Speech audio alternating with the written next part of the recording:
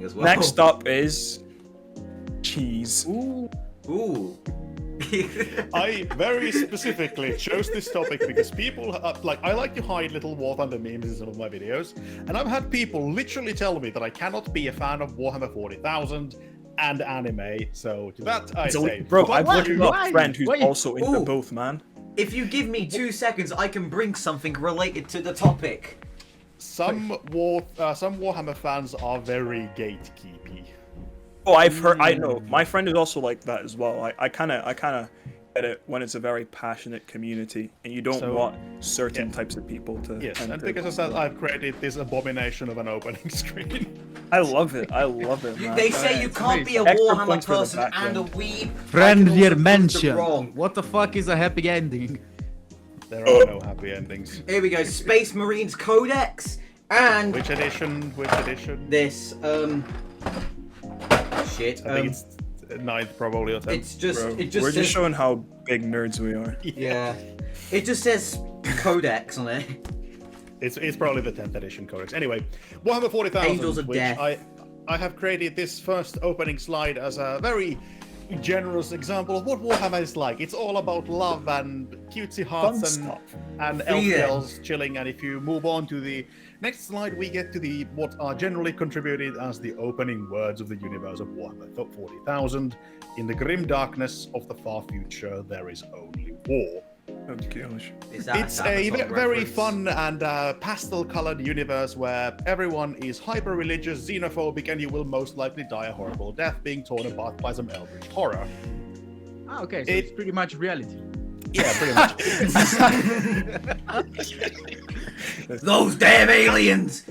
Actually, a good point, because the 40k universe is actually our universe with some extra added flair, and it only happens, like, the main difference is that this happens in between. There's the introduction of Warhammer 30k, which happens during the 31st millennium, and then Warhammer 40,000, which starts roughly from around I think it's M32 when the Horus Heresy ends. So it's like 30,000 years in the future where it begins, and then the actual setting is the year 40,000 onwards.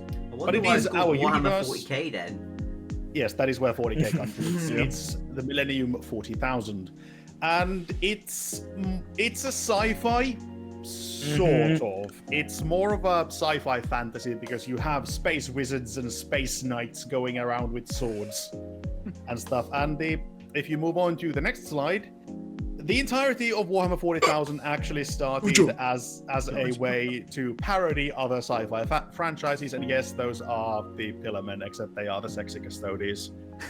Oh my It honestly started off as a meme. The whole point of 40k was to parody other sci-fi franchises, but then the very grim dark world kind of drew people in, and eventually it sort of blew up, and now we have 40 years of established canon and lore and hundreds of novels covering it. It started in the 80s. Show us your figures. JoJo's. Then we have the depiction of what Warhammer is like. Brother, I have no idea what's going on, but we must fight. Glory to the Emperor. Yay. Because this is a universe where gods exist, and everyone, like, the Imperium of Man is a fascist society that is highly xenophobic and is dominated by regression and religious dogma, and it's generally pretty fucking awful. But of course, being Space Marines, as you see on the other meme, I am not xenophobic. Phobia is the irrational fear of something. I do not fear the Xenos. The Xenos fear me. Essentially, these are the Imperium of Man, and they are your good guys.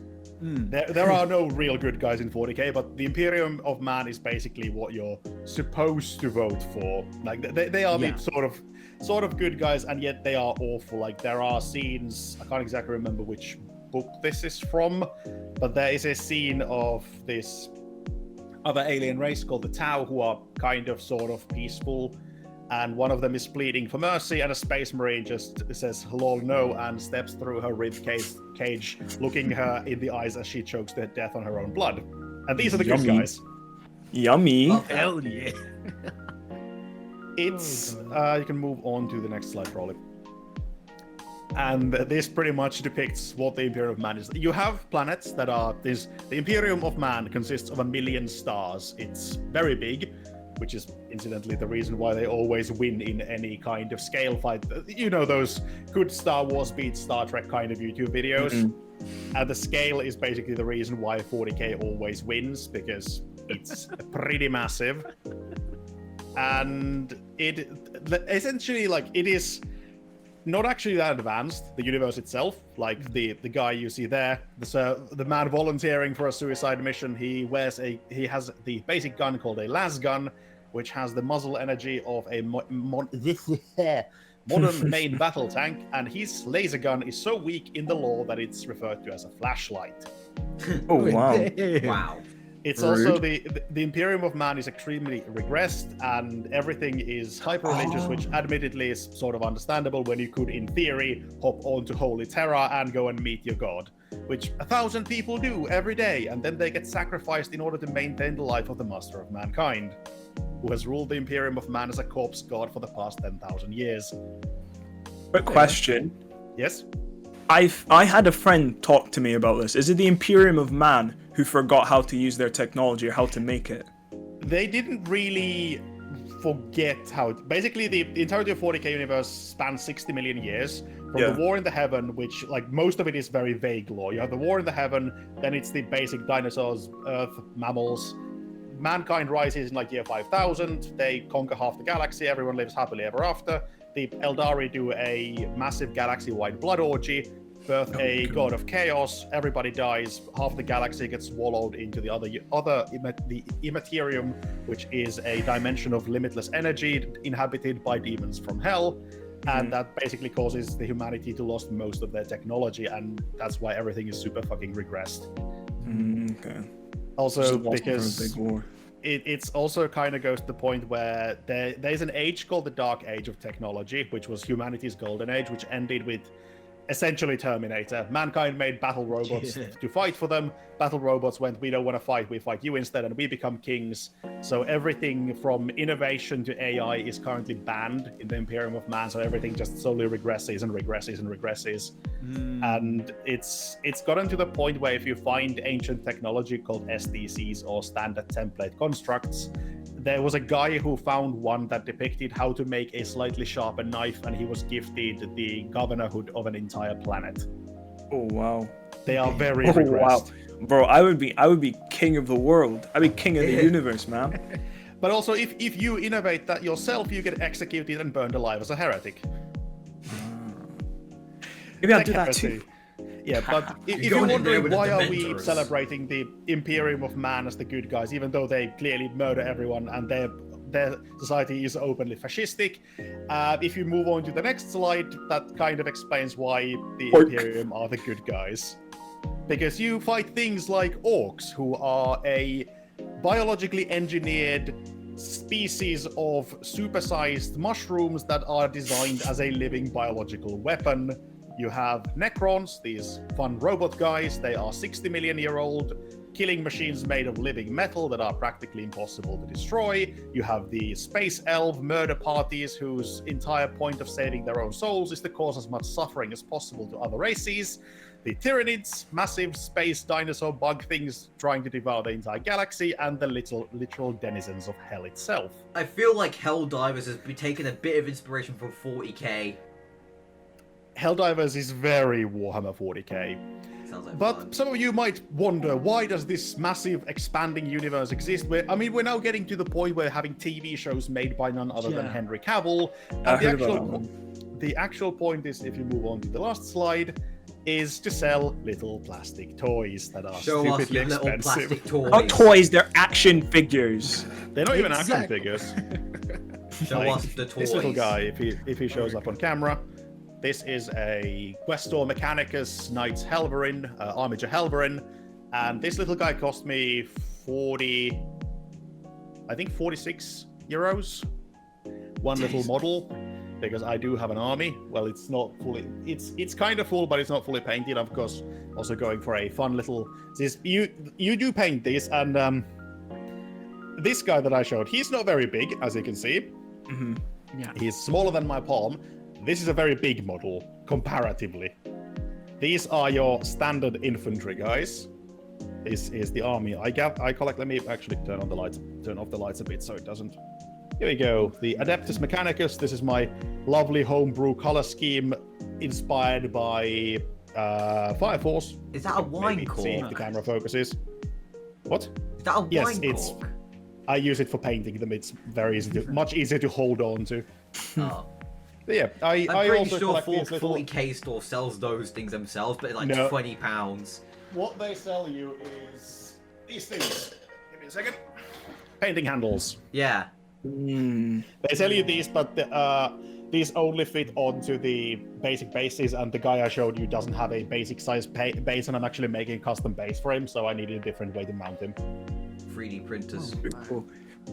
What I'm getting from this whole presentation is that Warhammer is just Gundam, but for the West.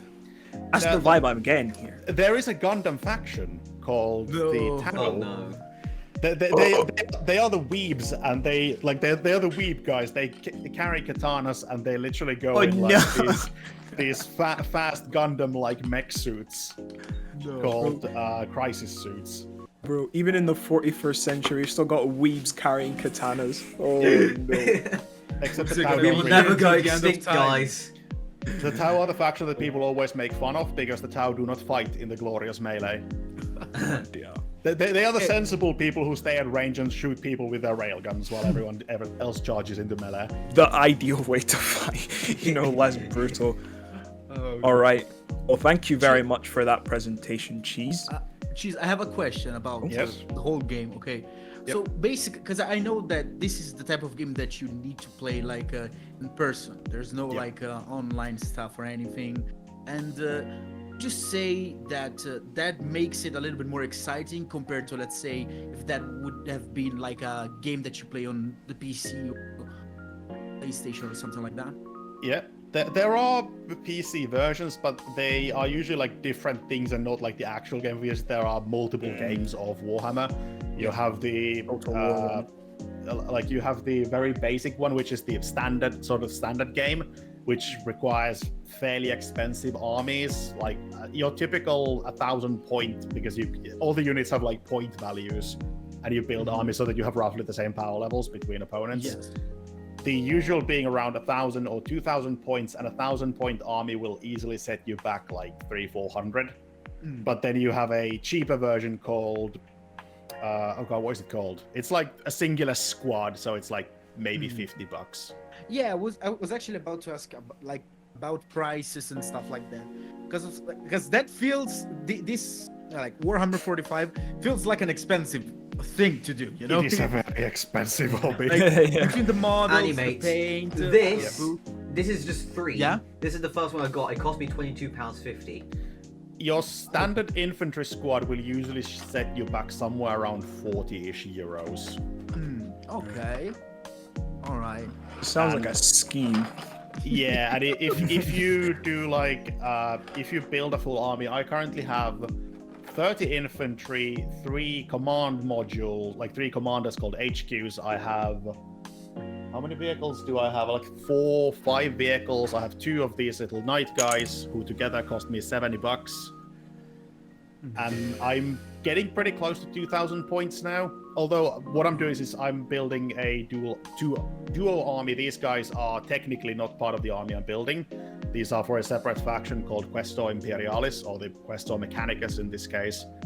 And the Imperial Knights, which these big robot suits are a bit more expensive generally because they are bigger, more detailed models. But they are stupidly expensive, yes. And my last question. I know that I have a lot of questions, but okay. Basically, you were talking about the fact, like in the first slides, that the only thing that there is war. So basically, when you do something like of a campaign, let's call it like that. I don't know if that's the name or anything. Is it there like a guy who only do the stories, like something like D&D, where you have the guy that creates the story and then the characters, you only bring the characters and you can do that. Like there are big tournaments, and one of the biggest, I can't actually remember what it's called, what the actual thing is called, but it was this huge tournament that was held it was somewhere in Britain. It was a couple of years ago, and I didn't. Take Oh, part, was so this I the don't exactly tournament where remember. they got a bunch of people, where they got a bunch of people to play it, and then they made it into the lore in the books? Yeah, there is a big crusade in the lore that's actually played in a massive tournament, with 300 people, and that actually made it into the established canon lore of Warhammer 40,000. Nice. But you have these you can either get these pre-made, very lore-driven fights you do, or you can make your own stuff, and you can either play the standard game. Then it's called Kill Team is the small one where you have one squad. Then you have lots of subsection games. There's one is called Necromunda, which is basically you don't even play armies, you play gangs. And then you have what's called Apocalypse, which is the really big scale. Some of these singular models for Apocalypse called Titans can set you back thousands of euros a piece. Oh wow, jeez. The most expensive model Games Workshop currently sells, I'm pretty sure, is still the Warlord Titan, where the body alone, without the head, without the arms, without any weapons, the body is 1,400 euros. What?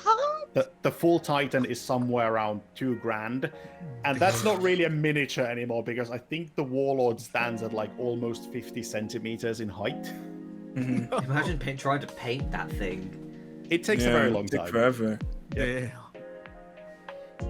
This all kind of reminds me a little bit of even the anime industry in a weird tangential way, where I feel like the people, the audience they're targeting, I don't know the kind of funds they expect them to have, because it's the same thing with the anime industry in Japan, right? Here most of it's based on Blu-ray sales, and the Blu-ray sales are £60 a pop each. Who on earth has these funds? Who on earth has the money to pay 1.4k on a 50 Apparently cent nerds You just need to be dedicated. You make money in any way possible, whether that Yeah, be also, certain websites on just the internet. sell myself. That is actually an Yeah. interesting point, because that's kind of the reason why the Kill Team game mode started to become a thing. Because Games Workshop's prices have been slowly hiking up very steadily over the years. And then they eventually realized that less and less people are actually playing Warhammer, because the price point of getting the full army is just fucking insane. Exactly, the price for entry is insane. Yeah, so then that's why they basically invented the Kill Team game mode, because you can buy those Kill Team boxes. It has all the rules, everything you need. It has the guys you want, and the full box is $50. That's not too bad. That's a normal board game then. It's Yeah, not- that's basically why Kill Team and Necromunda exists, because the price point of entry is so much lower. Mm.